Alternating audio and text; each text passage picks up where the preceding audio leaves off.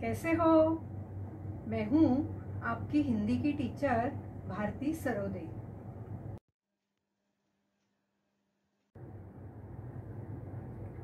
नमस्ते बच्चों। कोविड-19 के इस मुश्किल दौर ने हमें अपने घरों में रहकर अपना कार्य करने के लिए मजबूर कर दिया है, लेकिन बृहन्मुंबई महानगर पालिका ने आपके लिए इस चैनल के द्वारा पढ़ने का अवसर दिया है। इस चैनल द्वारा आपके लिए वीडियो बनाए जाते हैं जिसमें आपका पाठ, उसका शीर्षक तथा उसके नीचे दिए गए स्वाध्याय सभी दिखाई देंगे, जो आप घर बैठकर ही अपना अध्ययन पूरा कर सकोगे। तो चलिए आज हम एक नए पाठ की ओर जाते हैं। बृहन्मुंबई महानगरपालिका शिक्षण विभाग वर्चुअल ट्रेनिंग सेंटर द्वारा मैं भारती सरोदे आपका स्वागत करती हूँ। नमस्ते प्यारे बच्चों, आज हम हिंदी सुलभ भारती 7वीं कक्षा का अभ्यास करेंगे। आज हम छठा पाठ पृथ्वी से अग्नि तक पढ़ेंगे। इस पाठ के लेखक हैं डॉक्टर एपीजे अब्दुल कलाम। तो आओ पढ़ते हैं पाठ पृथ्वी से अग्नि तक। बच्चों, ये है डॉक्टर एपीजे अब्दुल कलाम। आप तो इन्हें अच्छी तरह पहचानते हो। आओ कुछ और जानकारी इनके बारे में मैं आपको दे दूं। आपका जन्म 15 अक्टूबर 1931 रामेश्वरम, तमिलनाडु में हुआ था। मृत्यु 27 जुलाई 2015 को हुई। रचनाएं अग्नि की उड़ान, छुआ आसमान आदि। परिचय डॉक्टर अब्दुल कलाम जी ने राष्ट्रपति पद को विभूषित किया। अनमोल योगदान के लिए आपको भारत रत्न सम्मान प्राप्त हुआ है। प्रस्तुत आत्मकथा अंश में लेखक ने अग्नि के प्रक्षेपण में आने वाली कठिनाइयों, वैज्ञानिकों के अथक परिश्रम को बताया है। बच्चों, ये है ढेर सारी पुस्तकें जो डॉक्टर एपीजे अब्दुल कलाम ने लिखी है। तो जब भी मौका मिले आप ये पुस्तकें जरूर पढ़ना। आओ अब डॉक्टर एपीजे अब्दुल कलाम इनके बारे में विस्तार से पहले जानकारी लेते हैं, उसके बाद पाठ पढ़ते हैं। भारत रत्न प्राप्त अवुल पाकीर जैनुलाब्दीन अब्दुल कलाम आमतौर पर डॉक्टर एपीजे अब्दुल कलाम के नाम से जाने जाते हैं। अब्दुल कलाम भारत देश के 11वें राष्ट्रपति 2002 से 2007 तक थे। डॉक्टर एपीजे अब्दुल कलाम वर्ष 2002 में लक्ष्मी सहगल के खिलाफ राष्ट्रपति चुने गए थे। वह मुख्य रूप से एक भारतीय वैज्ञानिक और प्रशासक थे। भारत के राष्ट्रपति बनने से पहले डॉक्टर एपीजे ने भारतीय अंतरिक्ष अनुसंधान संगठन इसरो और रक्षा अनुसंधान एवं विकास संगठन DRDO के साथ एरोस्पेस इंजीनियर के रूप में काम किया था। प्रक्षेपण यान और बैलिस्टिक मिसाइल प्रौद्योगिकी के विकास पर कार्य करने के कारण उनको मिसाइल मैन ऑफ इंडिया नाम की उपाधि दी गई।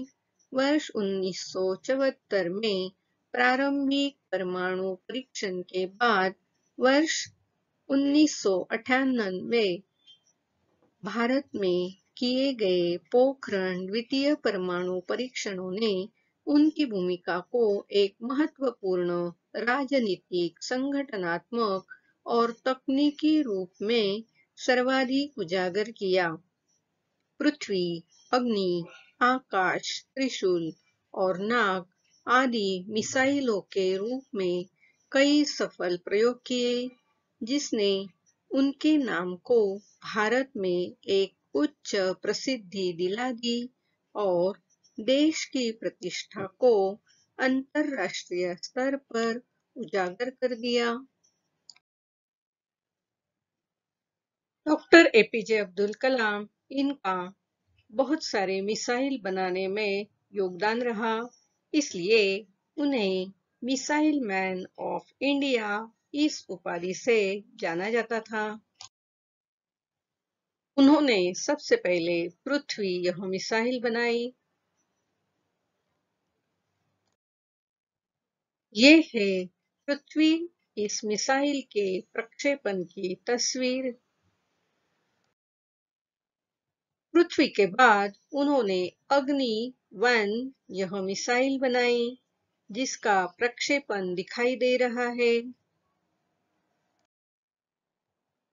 अग्नि-1 का सफल परीक्षण हुआ, प्रक्षेपण हुआ। उसके बाद आकाश यह मिसाइल बनाई गई। आकाश इस मिसाइल का प्रक्षेपण, उसकी यह तस्वीर आप देख रहे हैं। आकाश के बाद त्रिशूल यह मिसाइल बनाई गई। त्रिशूल के बाद नाग यह मिसाइल बनाई गई थी। तो इस तरह उन्होंने पृथ्वी, अग्नि-1, त्रिशूल, आकाश और नाग यह मिसाइलें बनाई थी, इसलिए उनको मिसाइल मैन ऑफ इंडिया कहा जाता था। आओ अब हम पाठ्य पुस्तक में दिया हुआ पाठ पढ़ते हैं। सुनो, समझो और पढ़ो। पाठ छठा, पृथ्वी से अग्नि तक। लेखक डॉक्टर एपीजे अब्दुल कलाम। बालासोर में अंतरिम परीक्षण का काम पूरा होने में अभी कम से कम 1 साल की देरी थी। हमने पृथ्वी के प्रक्षेपण के लिए श्रीहरिकोटा अंतरिक्ष केंद्र में विशेष सुविधाएं स्थापित की। इनमें से एक लॉन्च पैड, ब्लॉक हाउस, नियंत्रण उपकरण तथा चलित दूरमिति केंद्र शामिल थे। तो देखो, यहाँ बालासोर यह जो स्थान है, वहाँ अंतरिम परीक्षण पूरा हो रहा था, लेकिन अभी उसे 1 साल की देरी थी, 1 साल लगने वाला था। और पृथ्वी का प्रक्षेपण करने के लिए श्रीहरिकोटा अंतरिक्ष केंद्र में विशेष सुविधाएं उन्होंने स्थापित की, जिनमें एक लॉन्च पैड, ब्लॉक हाउस, नियंत्रण उपकरण तथा चलित दूरमिति केंद्र शामिल थे। तो अभी हमें इस परिच्छेद में जो बातें बताई गई है, आओ चित्रों द्वारा हम उन्हें समझने की कोशिश करते हैं। देखो, ये है हमारे भारत देश का नक्शा। तो बालासोर कहाँ है, उसे पहले देखते हैं। देखो, ओडिशा में बालासोर स्थित है।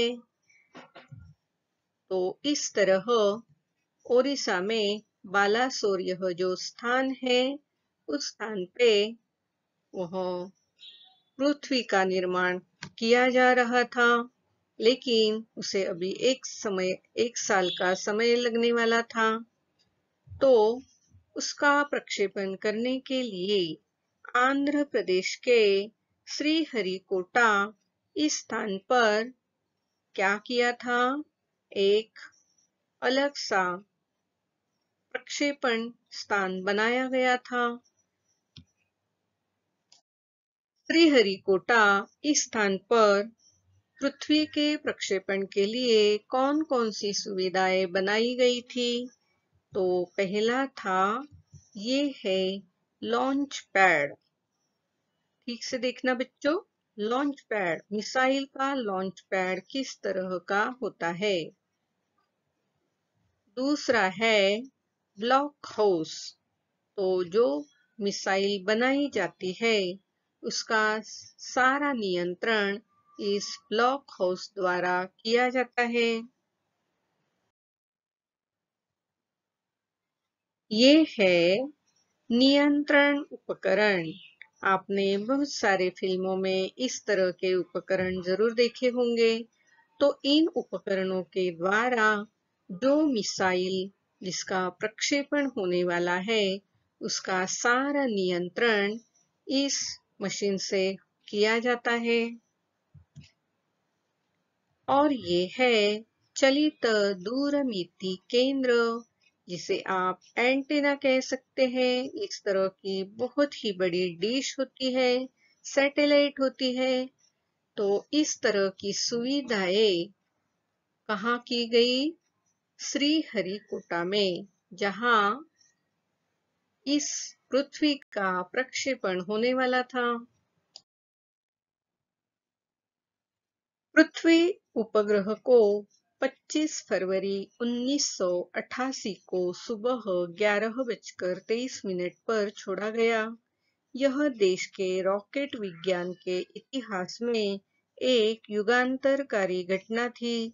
निर्देशित मिसाइलों के क्षेत्र में एक आत्मनिर्भर देश के रूप में पृथ्वी के उद्भव ने संसार के सभी विकसित देशों को विचलित कर दिया। सामर्थ्यशील नागरिक, अंतरिक्ष उद्योग और व्यवहार्य मिसाइल आधारित सुरक्षा प्रणालियों ने भारत को चुनिंदा राष्ट्रों के समूह में पहुंचा दिया था। देखो बच्चों, जो पहला मिसाइल एपीजे अब्दुल कलाम इन्होंने बनाया था, उसका नाम था पृथ्वी। मिसाइल को ही उपग्रह कहा जाता है।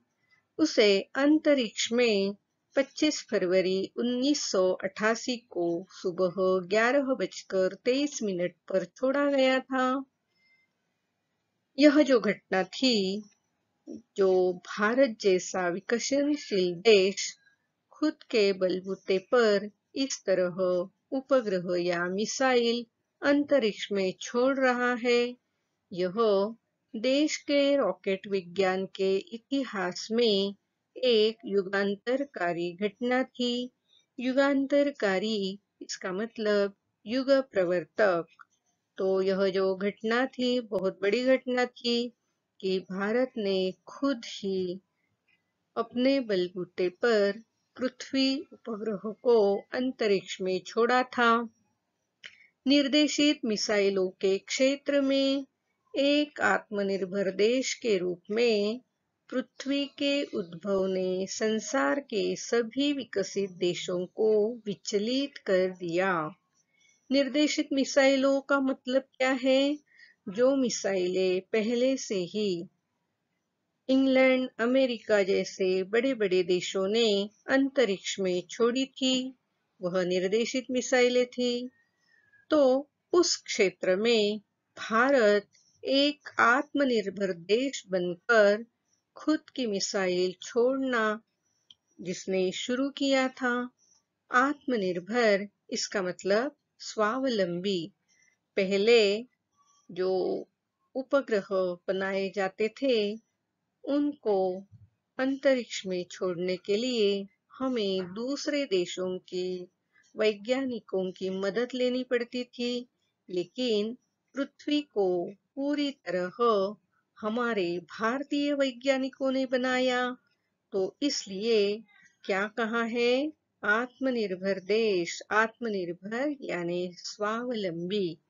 तो जब पृथ्वी का उद्भव हुआ, उद्भव इसका मतलब जन्म, उद्गम, जिस तरह भारतीय वैज्ञानिकों ने पृथ्वी को बनाया और अंतरिक्ष में छोड़ा, यह देखकर सभी विकसित देशों को विचलित कर दिया। इस घटना ने जो विकसित बड़े-बड़े देश थे, इंग्लैंड, अमेरिका जैसे, उनको विचलित कर दिया। विचलित करना, इसका मतलब अपने स्थान, प्रतिज्ञा, सिद्धांत आदि से हटा हुआ। उन्हें क्या लगता था कि सिर्फ वे देश ही इस तरह के उपग्रहों को अंतरिक्ष में छोड़ सकते हैं। तो उनकी पंक्ति में भारत ने अपना स्थान बना लिया था। सामर्थ्यशील नागरिक, अंतरिक्ष उद्योग में और व्यवहार्य मिसाइल आधारित सुरक्षा प्रणालियों ने भारत को चुनिंदा राष्ट्रों के समूह में पहुंचा दिया था। भारत के जो नागरिक हैं, वे सामर्थ्यशील नागरिक हैं। अंतरिक्ष उद्योग और व्यवहार्य मिसाइल आधारित सुरक्षा प्रणालियों ने भारत को चुनिंदा राष्ट्रों के समूह में पहुंचा दिया। चुनिंदा इसका मतलब चुना हुआ। तो जो बड़े बड़े देश थे, उनके पंक्ति में भारत देश को पहुंचा दिया था।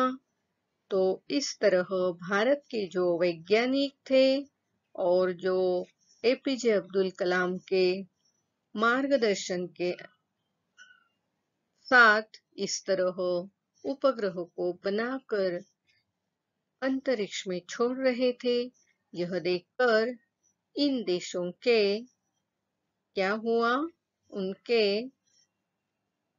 सामर्थ्य को विचलित कर दिया।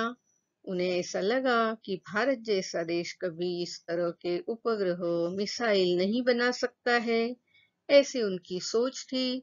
लेकिन यहाँ भारत ने पृथ्वी को अंतरिक्ष में छोड़कर उनकी सोच को क्या किया, बदल दिया। अब वे विचलित हो गए। भारत के जो नागरिक हैं, जो वैज्ञानिक हैं, अंतरिक्ष उद्योग और व्यवहार्य मिसाइल, जो मिसाइलें उन्होंने बनाई हैं, वे अच्छे कार्य के लिए बनाई हैं, सुरक्षा प्रणालियों के लिए बनाई हैं। तो इस कार्य से, वैज्ञानिकों के इस कार्य से भारत को चुनिंदा राष्ट्रों के समूह में पहुंचा दिया था। जो गिने चुने जो बड़े बड़े देश थे, उनमें भारत को पहुंचा दिया था। देखो तो हमारे पाठ्य पुस्तक में इस तरह पृथ्वी के उड़ान का, प्रक्षेपण का चित्र दिया हुआ है। किस तरह अंतरिक्ष में यह मिसाइल या उपग्रह को छोड़ा जाता है। चलो बच्चों, आगे का पाठ पढ़ते हैं। लेकिन क्या एक पृथ्वी ही पर्याप्त होगा? क्या 4-5 मिसाइल प्रणालियों का स्वदेशी विकास हमें पर्याप्त रूप से ताकतवर बना पाएगा?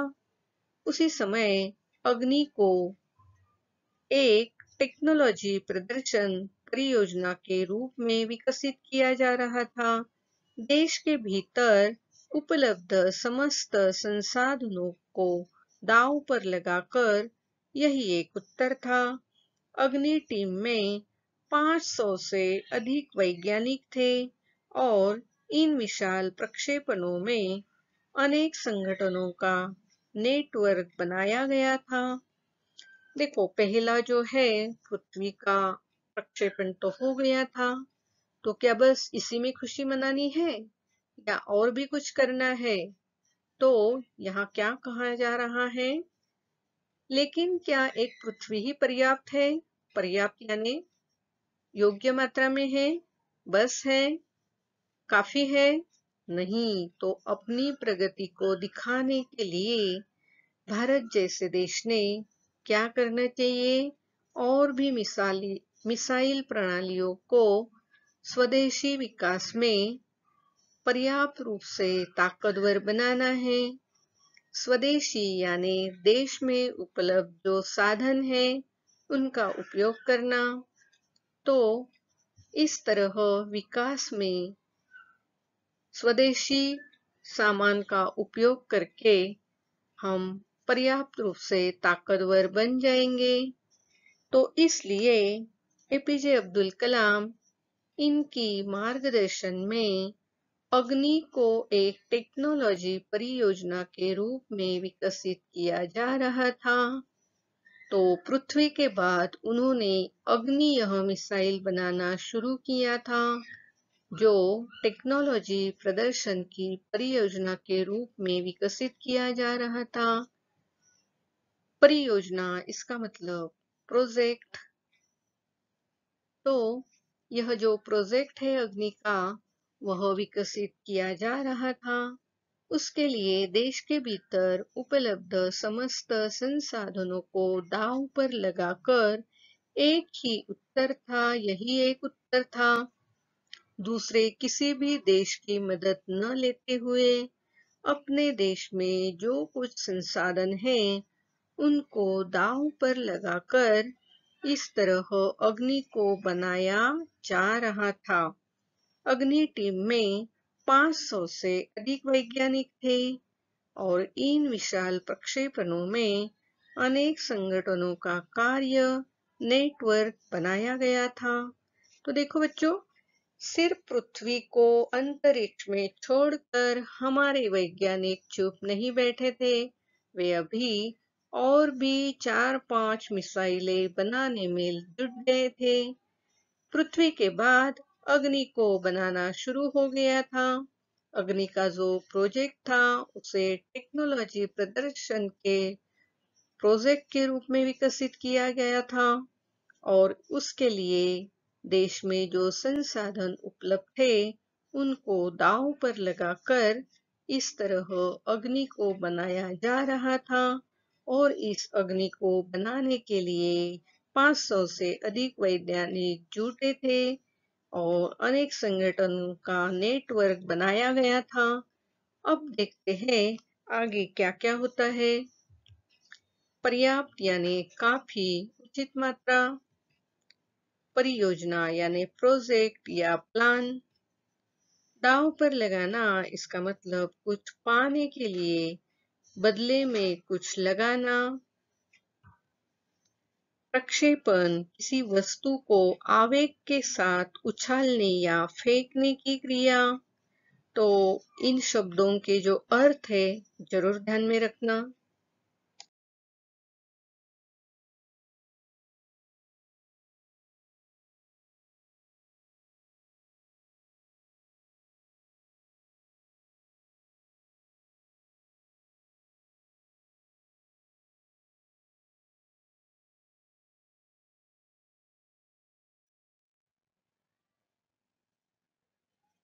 अग्नि का प्रक्षेपण 20 अप्रैल 1989 को निर्धारित किया गया। यह एक अभूतपूर्व अभ्यास होने जा रहा था। अंतरिक्ष प्रक्षेपण यान के विपरीत मिसाइल प्रक्षेपण में व्यापक स्तर पर सुरक्षा संबंधी खतरे शामिल होते हैं। प्रक्षेपण की पूर्व तैयारी की सारी गतिविधियां तय कार्यक्रम के अनुसार पूरी हो गई थी।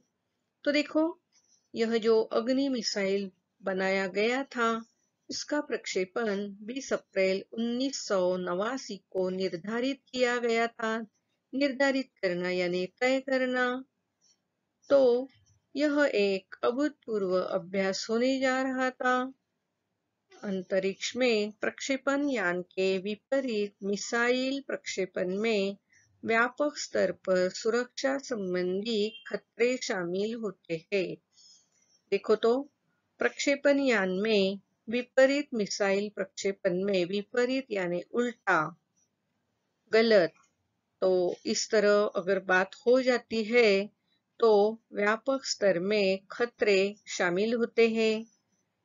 प्रक्षेपण की पूर्व तैयारी की सारी गतिविधियां यानी क्रियाएं तय कार्यक्रम के अनुसार पूरी हो गई थी। जैसे तय किया था, जैसे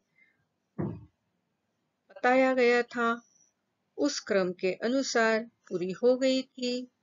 तो आगे हम देखते हैं यह कब प्रक्षेपण हुआ है।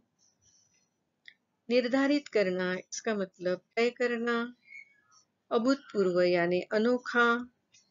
विपरीत यानी उल्टा, मेल न खाने वाला। व्यापक स्तर यानी बड़े पैमाने पर। गतिविधियां यानी कृतियां। इन शब्दों को आप ध्यान में रखना बच्चों।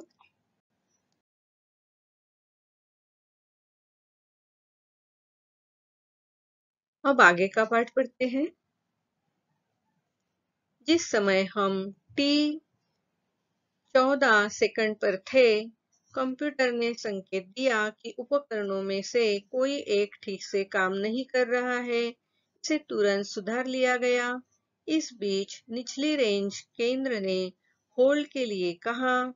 अगले कुछ सेकंडों में जगह-जगह होल्ड की जरूरत पड़ गई। हमें प्रक्षेपण स्थगित करना पड़ा।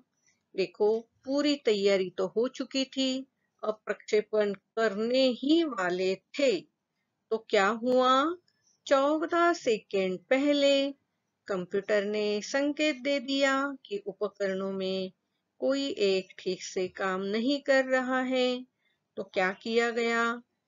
जहां कोई गलती थी, उसे तुरंत सुधार लिया गया और फिर निचली रेंज केंद्र ने होल्ड के लिए कहा।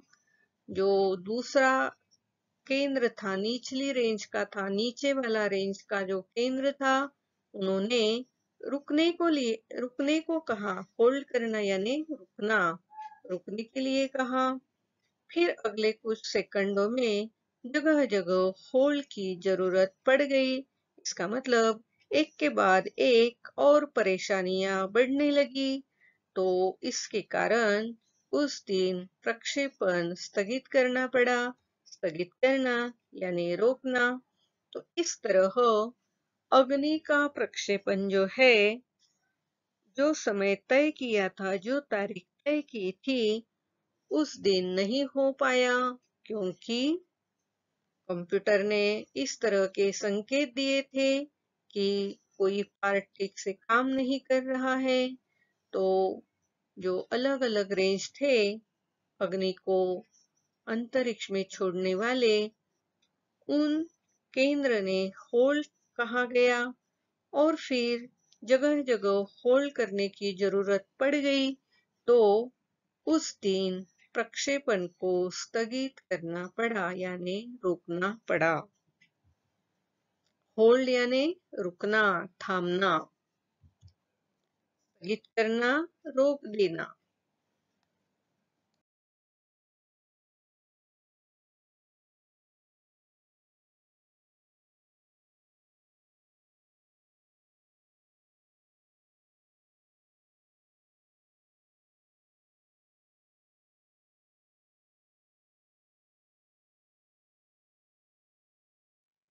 देखो, तो इतनी सारी कठिनाइयां आने के बाद यहाँ एपीजे अब्दुल कलाम उन सारे वैज्ञानिकों के साथ बातचीत कर रहे हैं।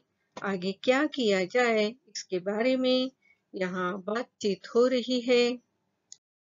आगे का पाठ पढ़ते हैं। मैं अपने टीम के सदस्यों से मिलने गया, जो सदमे और शोक की हालत में थे। मैंने SLV-3 के अपने अनुभव को उनके साथ बांटा। मेरा प्रक्षेपण यान तो गिरकर समुद्र में खो गया था, लेकिन उसकी वापसी सफलता के साथ हुई। आपकी मिसाइल अभी तक आपके सामने है। वास्तव में आपने कुछ भी ऐसा नहीं खोया है जिसे 1-2 हफ्तों के काम के सुधारा न जा सके। इस विवरण ने उन्हें जड़ता की हालत से झकझोरकर बाहर निकाल दिया और सारी की सारी टीम उपप्रणालियों की जांच और उन्हें ठीक करने के काम में फिर से जुट गई। देखो, सारे बहुत खुश थे कि अभी अग्नि का प्रक्षेपण होगा और फिर उसकी जो न्यूज़ है सभी जगह फैलेगी। तो इन कठिनाइयों के कारण अग्नि के प्रक्षेपण को स्थगित कर दिया। तो टीम के सारे सदस्य नाराज हो गए। वो सदमे में थे और शोक की हालत में थे। तो उन्हें बहुत दुख हुआ था। सदमा लगना यानी बहुत दुख होना। शोक कर रहे थे वो कि उनका काम पूरा नहीं हुआ है। तो एपीजे अब्दुल कलाम ने क्या किया? उनके पुराने अनुभव को उनके साथ बांटा। जब एपीजे अब्दुल कलाम SLV-3 के प्रक्षेपण कर रहे थे, तो उस समय उनका प्रक्षेपण यान गिरकर समुद्र में खो गया था, लेकिन उन्होंने समुद्र से उसे वापस लाकर सफलता के साथ उसका प्रक्षेपण किया था। तो यह उदाहरण देकर जो साथी नाराज हो गए थे, सदमे में गए थे, शोक कर रहे थे, उनको एपीजे अब्दुल कलाम ने ढाढ़स बंधाया कि आपकी मिसाइल तो अभी तक आपके सामने है। वास्तव में आपने अभी कुछ भी ऐसा नहीं खोया है। अभी जो कठिनाइयां है या जो दुरुस्ती करनी है, उसे 1-2 हफ्ते में काम से सुधारा जा सकता है। तो इस तरह एपीजे अब्दुल कलाम ने नाराज हुए इन वैज्ञानिकों को सारा विवरण देकर, सारी बात बताकर, उनकी जड़ता की हालत से झकझोर कर बाहर निकाल लाया। जड़ता की हालत, इसका मतलब जो अप्रसन्न थे, दुखी थे, उस हालत से उनको बाहर निकाला। झकझोर कर, इसका मतलब बड़ी तेजी से उत्तेजना देकर उन्हें बाहर निकाला उस हालत से। उनकी मनस्थिति जो है उसको अच्छा किया और उनको क्या किया, यह समझाया कि अभी आपकी मिसाइल तो आपके सामने है। जो कुछ कठिनाइयां आ रही है उसको हम 1-2 हफ्ते में सुधार लेंगे। और फिर सारी टीम जो है, जहां जहां कठिनाइयां आ रही थी, उस उप प्रणालियों की जांच करने और उन्हें ठीक करने के काम में फिर उसी उत्साह के साथ जुड़ गई। तो देखो, कभी कभी ऐसा होता है, हम कुछ करने जा रहे होते हैं और कभी कभी हम हार जाते हैं, कभी गलती हो जाती है। तो उस समय में हमें दुखी नहीं होना चाहिए। क्या करना चाहिए? जहां गलती हुई है उसे सुधारना चाहिए और जो गलतियां हो रही है उसे टाल कर अच्छे से आगे काम करना चाहिए। हिम्मत नहीं हारनी चाहिए। तो यहाँ एपीजे अब्दुल कलाम ने, उनके साथ भी कुछ ऐसी ही बातें जब हुई थी तो उन्होंने किस तरह काम किया, इसके बारे में उनके साथियों को, उन वैज्ञानिकों को बताया और उन्हें उत्तेजना दी कि आप यह सब हफ्ते 2 हफ्ते में सुधार सकोगे और हमारा अग्निवन जो है अंतरिक्ष में जरूर जाएगा। तो उनकी बात सुनकर सब जो वैज्ञानिक की टीम थी, वे उप प्रणालियों के जांच में और उन्हें ठीक करने के काम में फिर से जुड़ गए, लग गए। और आगे क्या होता है यह भी हम जरूर समझ लेंगे।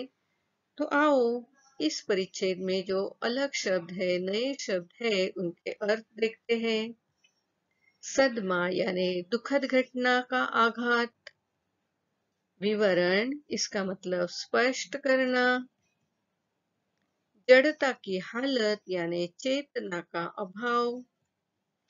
झकझोरना, इसका मतलब उत्तेजित करना। निर्धारित करना, इसका मतलब तय करना।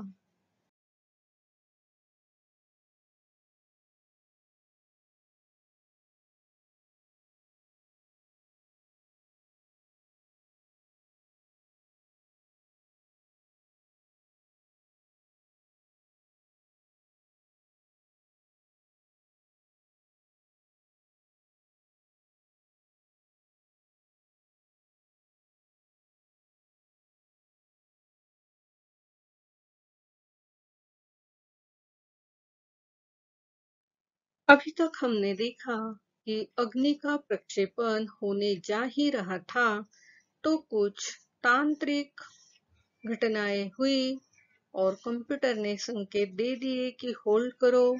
इसके कारण अग्नि का प्रक्षेपण रुकवा दिया गया, स्थगित करना पड़ा।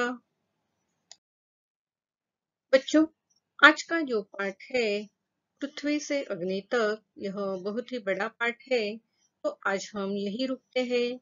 लेकिन हाँ, अभी तक हमने जो पाठ पढ़ा है उस पाठ पर आधारित एक बिल्कुल छोटा सा आसान सा स्वाध्याय मैं यहाँ दे रही हूँ।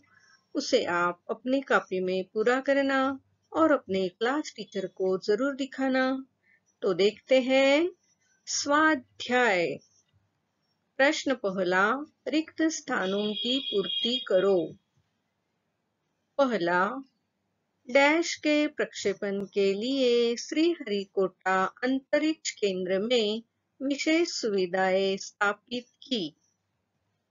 दूसरा, डैश को एक टेक्नोलॉजी प्रदर्शन परियोजना के रूप में विकसित किया जा रहा था।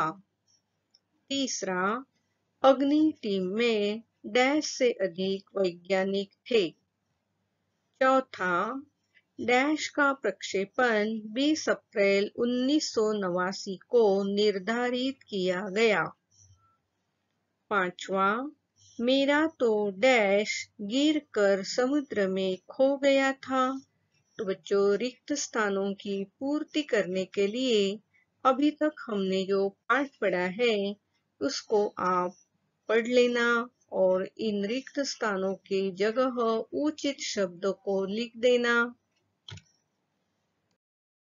आज आपने यह वीडियो कंप्यूटर, लैपटॉप या मोबाइल पर देखा होगा।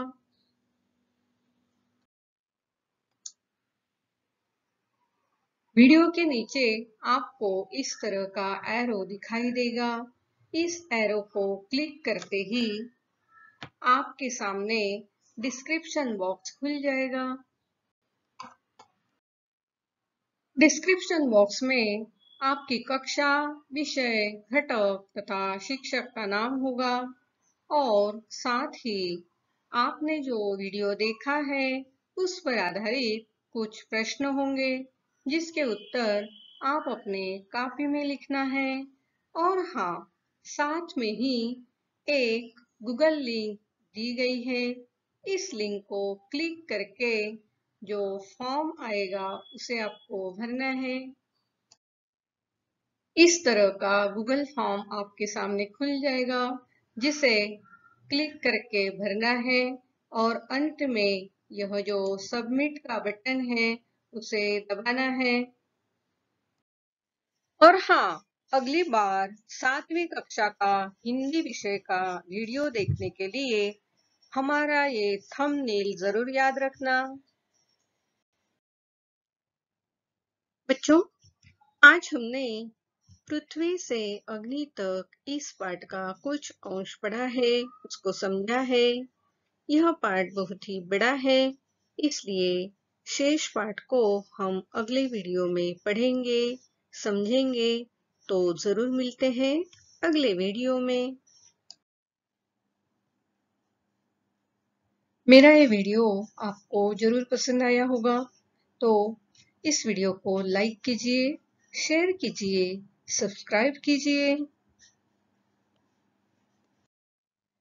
मेरा ये वीडियो ध्यान से देखने के लिए आप सभी को बहुत बहुत धन्यवाद।